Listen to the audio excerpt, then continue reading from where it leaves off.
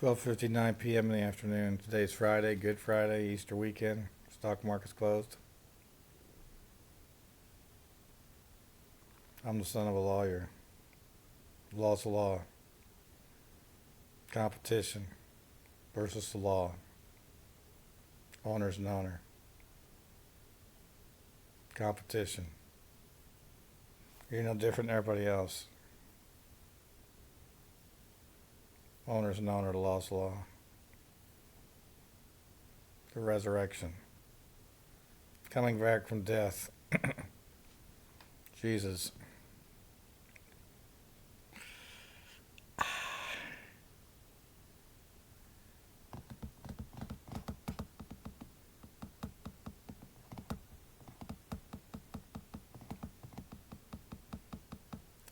Maximize stock owner value. Force equals mass times acceleration. Energy equals mass times speed of light squared. Voltage equals current times resistance. Assets minus liabilities, owner's equity. Profit equals revenue minus expense. Present value of future cash flows is the value of the project, business, enterprise. Competition. Variables. Quantitative analysis of all variables. So many variables that really sometimes you just end up spinning your wheels. Kind of like March Madness, picking the bracket. You got the rankings going into the national tournament, top 25. You can go back and look at matchups throughout the season, like KU versus Kentucky. KU got slaughtered by Kentucky in the regular season. KU was the number 1 seed. Kentucky was the number 2 seed. Kentucky got beat in the first round by number 15, St. Peter's, whatever, Catholic school in New York or something. And that 15 went on and beat number 3 Purdue. My Purdue Boilermakers got beat by them. Then they finally lost North Carolina. Was that the Elite 8, Sweet 16?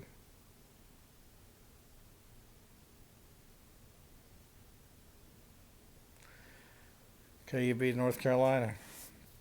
KU was a 1 seed, North Carolina 7 or 8 seed. And KU was behind at halftime, 15 points, the biggest come from behind victory ever in the NCAA national tournament. 15 points. At the end, they almost blew it when they did the inbound pass, and the KU guys running along the sideline real quick. He took the pass and stepped out of bounds along the sideline, gave North Carolina another chance. They didn't do it, and KU won. I mean, there's so many variables involved in life, in business, in March Madness. Key player gets injured, a referee makes a bad call, a mistake, inbound pass. Coulda, woulda, shoulda. Could have cost, March Madness. Life sometimes can be March Madness. Sometimes you can try to analyze everything so much and there's so many variables involved that, it's a crapshoot.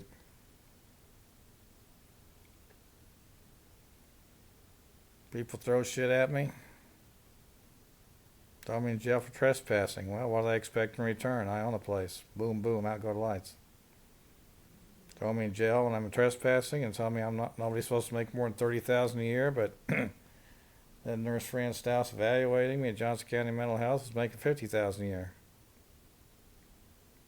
And I'm never supposed to say hostile takeover. Well, Mike Milken at that time was making $500 million a year. That became minimum wage for me, the benchmark for minimum wage for me, because they slapped me around, and I was SOL, shit out of luck, huh? So that's in the books forever too. So now minimum wage for me is $5 billion, based on the highest hedge fund paycheck.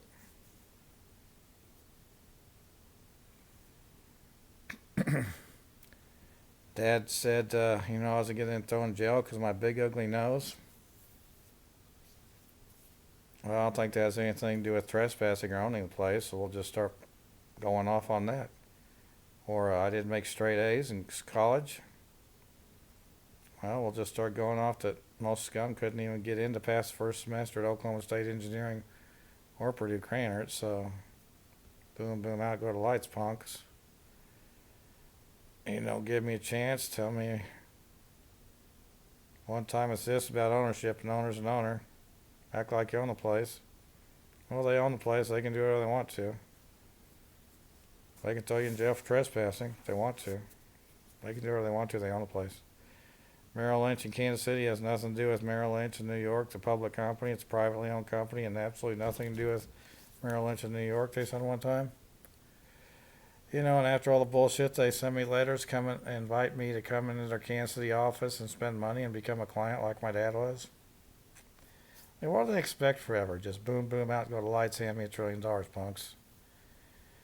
Dad said he wasn't my real dad, my natural dad, and old pictures of him with uneven nostrils like me. And, when he was just, before he died, he did not have uneven nostrils when he was making comments about my big, ugly, hideous nose. And he was a lunatic. He was a liar, fraud, gossip. I mean, a lot of things he said about other people were not true. And I find out later, after the fact, I never know what to believe that those people said other than, my memory bank has something about Dad saying when I was 16 years old that he's worried about something, or some guy who looks like him who's going around doing things. And he made comments. He had his handwriting, unique handwriting, because people tried to forge his handwriting. His handwriting was not the same after my college, and he was a lunatic. And something makes me think that he said he just killed my dad and came into the house and said, "I killed your dad." And Mom was there. She was part of it. I don't know. I don't know if I was, I don't know. Sometimes I just blank out and don't know what to believe. Can't believe it. He said, he killed one of Dad's client's friends' wife. She wasn't pretty enough. He needed a prettier wife, so he killed her. He got a prettier wife. He said many times, off and on, after my college, that he was not my natural dad. A series of people look like each other, and and murderers and identity thieves, and nobody around here cares. I believe it. I see all kinds of lookalikes of family, neighbors, friends. Still there's people who look like him driving around. My mom. I don't know what the fuck these lunatics are. I know I've been in jail for trespassing at Merrill Lynch, Smith Barney, Payne Weber, molesting women, raping, assault, battery, whatever. All kinds of fiction. Lies. Incidents where it was exaggerated and I wasn't given a chance to defend myself. So Merrill Lynch hand me $1 trillion. Smith Barney hand me $1 trillion. Payne Weber hand me $1 trillion. I identify every person in charge of these offices in Kansas City since 1978. When I was 16 and first started trying and had interactions, the bullshit started. And then the board of directors and chairman, because they've never replied. They still don't reply, do they? Because they're all punks, frauds, liars, murderers, identity thieves. They don't want to. They don't have to. They don't want to get involved. It's too ugly and messy. Well, minimum wage for me is now $5 billion with that hedge fund paycheck. Every American can go to my website, private hedge fund, become a member. My stock recommendation will probably make you money. You go to my Kansas City Art Traders, order some of my artwork, well, worth over $1 billion. Some of it individual pieces. I make this artwork that sells at $100 million look like shit. My work, comparative market analysis, my stuff's worth $1 billion, $500 million.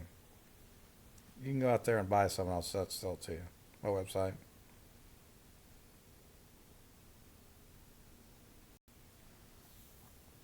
the resurrection, coming back from the death. Never been dead, really. Well, I've been dead in some ways for a long time.